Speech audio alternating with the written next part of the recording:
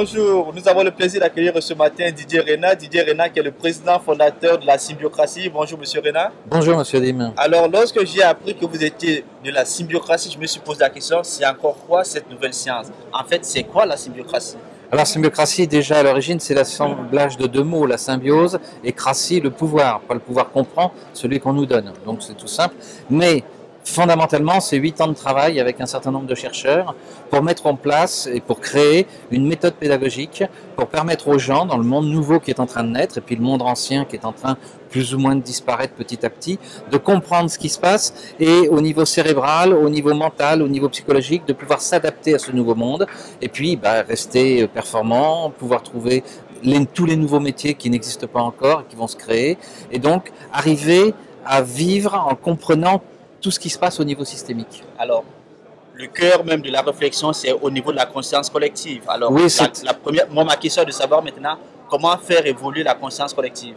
Alors, dans les exercices que je fais lors des formations, c'est vraiment d'éveiller le champ de conscience des individus à partir de 3 éléments fondamentaux qui sont les valeurs humanistes, qui sont la notion de culture personnelle et qui sont l'ambition altruiste. J'insiste beaucoup sur cette notion d'altruiste parce que l'ambition altruiste, en fait, c'est une approche systémique. À partir du moment où on la travaille, on crée un cerveau qui fonctionne en systémie. Et il y a encore beaucoup de gens qui ont un cerveau linéaire. C'est-à-dire qu'ils pensent que comme hier, on va refaire et on va produire, etc. Et c'est là où on voit des catastrophes opérer. Alors, on se rend compte depuis un certain nombre d'années que la Suisse est championne en termes d'innovation. Tout à fait. Est-ce que le fait que la Suisse puisse occuper un tel classement montre que la conscience collective des Suisses est supérieure à une grande majorité des pays? Alors, je pense qu'elle est supérieure du fait de son histoire et de son implantation géographique. La Suisse, c'est un pays de montagne. Et en montagne, on doit anticiper. Parce qu'on n'est jamais à l'abri des orages qui tombent en 3 minutes, de la neige, de la glace, de tout ce qui peut bloquer le pays. Donc, les Suisses, fondamentalement, ont cet ADN d'anticipation et de créativité pour trouver des solutions par rapport aux besoins de tous les jours. Et en plus, les Suisses sont des gens opiniâtres, c'est-à-dire qu'ils lâchent pas. Ils ont en plus une force par rapport à la francophonie, ce qui est un secteur dans lequel j'interviens, c'est que eux, quand ils voient quelque chose de nouveau, ils disent « faut qu'on teste ». Et donc ils testent, ils réfléchissent, ils avancent, ils testent, alors que bon, on peut prendre d'autres peuples qui disent c'est pas possible ou d'autres qui vont un peu trop vite, sans tester, sans réfléchir. Donc il y a vraiment un équilibre de fonctionnement. Alors, il faut qu'on teste, mais depuis un certain nombre d'années, je pense ces 5 dernières années ou alors jusqu'à ces 10 dernières années, on se rend quand même compte qu'au niveau de la Suisse, il y a quand même un certain ralentissement au niveau peut-être de nos forces économiques. Est-ce que ce ralentissement économique également peut s'expliquer? Oui, tout à fait.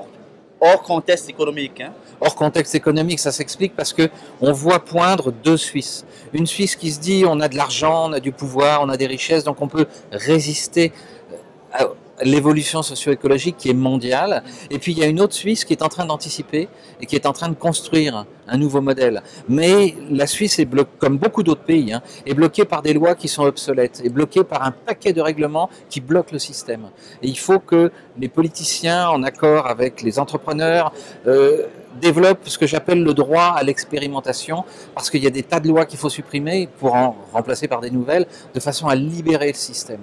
Et la Suisse, comme des tas d'autres pays, est en train d'être bloquée dans certains domaines par une législation qui n'est plus d'époque. Alors, si vous avez juste un seul message à passer aux politiciens suisses, ce serait quoi?